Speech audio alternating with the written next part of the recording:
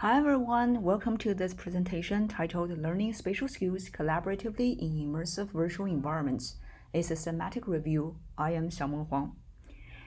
In this paper, we explore the intersection of three domains: immersive virtual reality (VR), collaborative problem solving, and the development of spatial skills.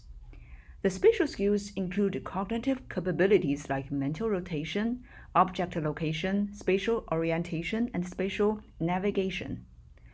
The higher levels of spatial skills are associated with achievements in STEM learning. Research has identified VR can be useful in learning spatial skills. However, the immersive virtual environments that can spark spatial understanding can also cause extraneous cognitive load. Collaboration between two partners can reduce cognitive load, but there is no review has incorporated both spatial skills and collaboration in VR. So our study focused on the following 4 questions.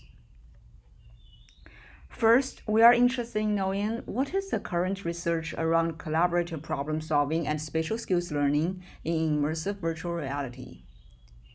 And we are also interested in knowing what types of spatial activities and collaborative activities are included in these studies. And finally, we are also curious about what kind of design implications we can draw upon based on these existing studies. We conducted a narrative review of literature between 2011 and 2021. We looked for articles that included keywords associated with spatial skills, collaboration, and immersive virtual reality in 7 well-known databases. Our searches resulted in a thorough review of 21 articles. We found 3 types of studies that examined spatial skills and collaborative problem-solving skills. First, studies that examined spatially oriented application of VR, and the studies that examined virtual factors to support collaborative activities. And thirdly, studies that examined physical attributes to support collaborative activities. And we provided a brief summary of results for each study in our paper. In terms of spatial activities, we identified 4 types.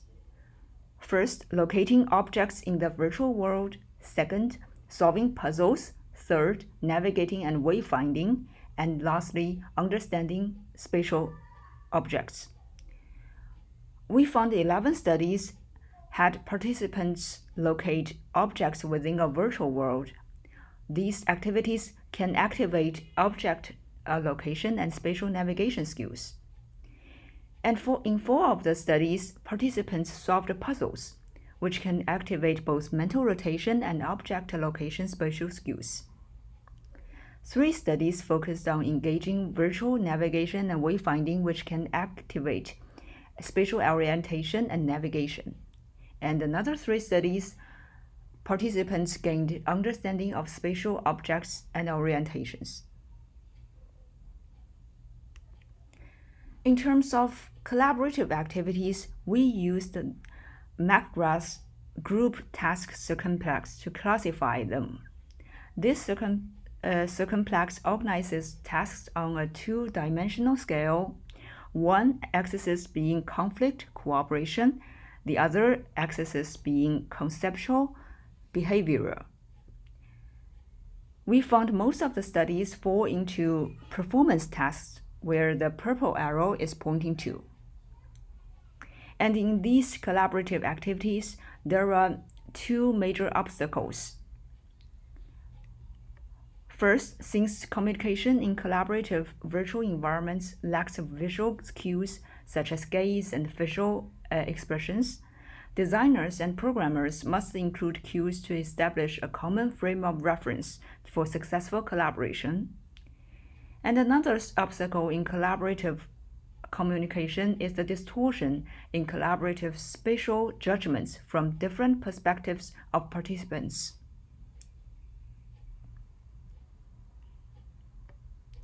And we also gathered the following recommendations for practitioners to consider in designing VR environments for collaborative learning with spatial skills. And we provided a detailed description in our paper. In this study, we found that many of the lab experiments didn't have an immediate connection to domain knowledge, so we expect more studies on studying how domain knowledge learning can be achieved in such environments. And also, these studies measured a variety of outcomes without a standardized set of measures for different types of spatial skills and ways to measure collaborative skills.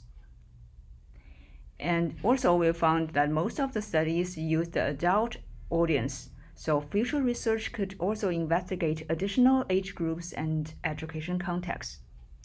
And lastly, in terms of study design, we expect researchers could broaden the types of collaborative activities according to the group activity circumplex we mentioned before, and to include more high cooperation and high conceptual tasks such as planning, decision-making, and even co-creating in virtual environments. Thank you for listening, and we are looking forward to seeing you at the conference.